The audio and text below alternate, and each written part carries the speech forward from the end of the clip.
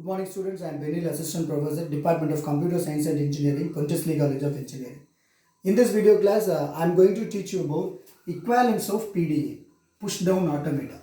Last video class I taught you what is push down automata and the model of push down automata and related some problems. And here it is equivalence of PDA. That means we can convert PDA. PDA means push down automata from context free grammar and context free grammar to PDA. PDA. Okay, PDA. That means vice versa. We can convert PDA to context free grammar or grammar to PDA. So now in this problem we are going to convert construct a PDA. We are going to construct a PDA from the grammar. Okay, so this is grammar to PDA conversion. This is the first problem, that is grammar to PDA conversion. See the solution, how you have to convert the grammar is, before that you have to know the grammar first. That means they are giving, we want to convert the grammar into PDA and they are giving us a language. So we want to change it into grammar. Okay, so first use the language x power m, y power n, and the condition is n should be less than m. Okay, if I am going to give n value should be less than m value, that is the condition, n less than m. So if I give n 1, that should be m value should be greater than 1. So I can give 2 or 3, etc., etc. That n is less than m. Okay, if I apply here, see x power m, m should be greater than n. Clear? So x power 2 if I give and I want to give y power 1 because n is less than m. I cannot give here 1 and 2, then the condition is false. So based on the condition we have to apply. I can give this 3 and this 1, no problem, because m should be greater than 1. This 3, this 2, no problem. But this 3 is a problem, that is not equal to m. So n should be greater than m. So the how it comes, if I give 2x and 1 n means 2x and 1y. If I give m equal to 3 times x, n equal to 2y. Okay, that means x value should be greater than y value. That is the conditions here, the language. So I have applied L equal to C, 2 times x and y is 1. So condition true. 3x y1, no problem. 4x 2y, no problem. 4x 3y, no problem. But 4x 5y is a problem because condition should not satisfy. Okay, so this is the language, it should be like this. And we have to convert into grammar. How it is grammar? See, this is the grammar for this language. X and y I have given, I used one variable, and x again xx, if I apply this, x should be greater than, okay, this x should be greater than, y is only one time. Clear?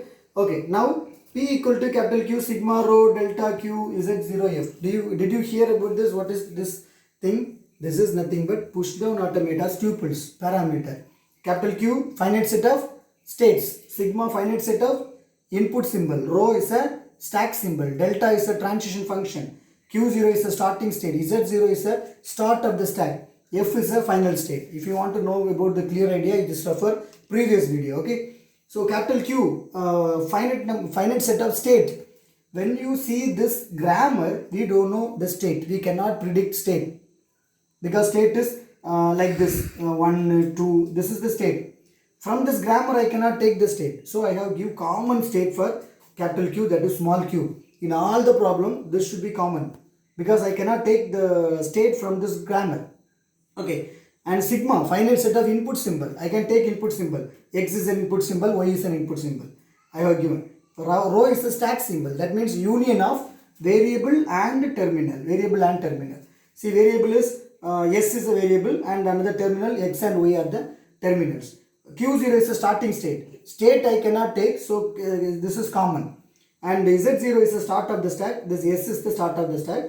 So Z0. F I cannot take, so this is common. Okay. So three things are common. This state is common, this is common, and this is common. Remaining I can take it from the grammar. Okay. Now we have two rules. One is variable rule, another one is terminal rule.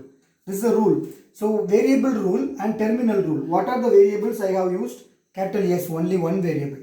That we have rule. Terminal, two terminal, x and y. That we have separate rule. Okay, this is the rule. delta of q comma sigma comma, this is variable rule, s equal to, what you want to do is this state I have to write, capital starting state, and how many productions for this s is 3 productions, xsy, xs, x. So delta of q comma sigma comma this variable s equal to q comma first production and q comma second production and q comma third production.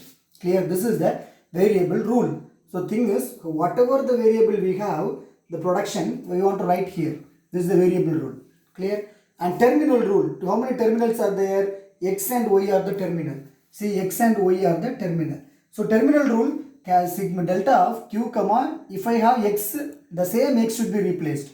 And terminal, what terminal we have, that should be replaced. For example, if I have plus, terminal plus means delta of q comma plus we want to write. That is equal to q comma epsilon. Similarly, we have to write. I have two terminals, x and y. So delta of q comma x, that is q comma epsilon. And y comma y, that is q comma epsilon. Okay, this is variable rule. These two are the production rule, terminal rule. Terminal rule, and this is variable rule. Okay. Now this is the thing we can construct, and we are going to implement the grammar whether it is accepted or not by doing a previous problem. Okay, like that we have to do. They are given a string, and this is the PDA. We want to check it is accepted or not. So we have to take starting state and the given string and the start of the stack. Okay, now we have to check x and s. So x and s, we have to replace this s with this x. So I have taken first production xsy. Okay, now what I will do is this x and this x will be replaced. So it comes like sy. Okay, like this. And now for this s I applied here, and this x and this x replaced. So I will get syy. And now q comma x comma s, again I have to use another one term, that is I use this one, this x. So now this and this replace, so I will get y.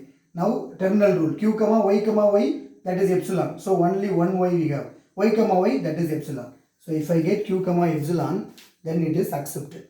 Okay, why q comma epsilon is accepted means I have make the stack as empty.